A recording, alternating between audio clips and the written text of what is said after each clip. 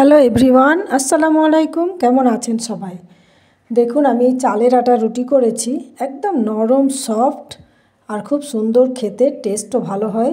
আর এই রুটি আমি সার্ভ করেছি দেখুন একটা তরকারি রান্না দিয়ে। সেটা কি একটু দেখুন, খুব সুন্দর লাগে, টেস্টি খেতে। এটা হচ্ছে নিহারি, নাল্লি নিহারি বলা হয়। নিহারি কাঁচা লঙ্কা, ধনেপাতা আর লেবুর রস দিয়ে আমি সার্ভ করব। এটা খেতে অত্যন্ত সুস্বাদু। চালের আটার রুটি দিয়ে যদি খাওয়া যায় এই নিহারি, খুব টেস্টি এবং সুস্বাদু লাগে। আর শীতকালে বিশেষত আমরা এটা খাই। আসুন আমি এই নিহারি বানানোর পদ্ধতিটা দেখাই। প্রথমে আমি এই নিহারি কিনে এনেছিল নাল্লি, সেটা কিনে আনার পর আমি কুকারে দিয়ে 8-10টা সিটি দিয়ে এটাকে সিদ্ধ করে নিয়েছি। একদম দারুণ সুন্দর হয়ে সিদ্ধ হয়েছে। শুধু নুন দিয়েই আমি এটা সিদ্ধ করেছি, নুন আর জল দিয়ে। দারুণভাবে সিদ্ধ হয়েছে। এবার এটাকে আমি রান্না করব। সিদ্ধ করার পরেই আমরা রান্না করি। আপনারা কিভাবে রান্না করেন সেটা একটু কমেন্টে জানাবেন।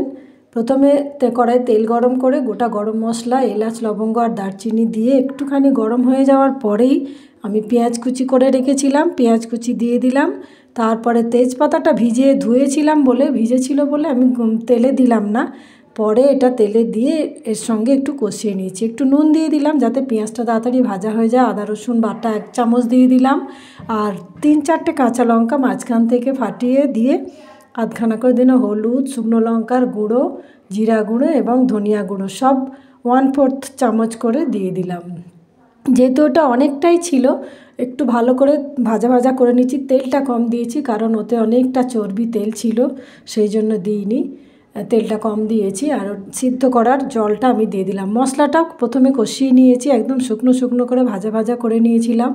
তারপরে আমি এটা এতে ঢেলে দিলাম, কড়াইতে ঢেলে দিলাম। দিয়ে এবার এটাকে আমি ফুটতে দেবো, যাতে নুন দিয়ে আমি সিদ্ধ করেছি এবং হালকা নুন আমি পেঁয়াজে দিয়ে দিয়েছিলাম, কারণ কম মাত্রায় নুনটা প্রথমে দিয়েছিলাম এটা সিদ্ধ করার সময়।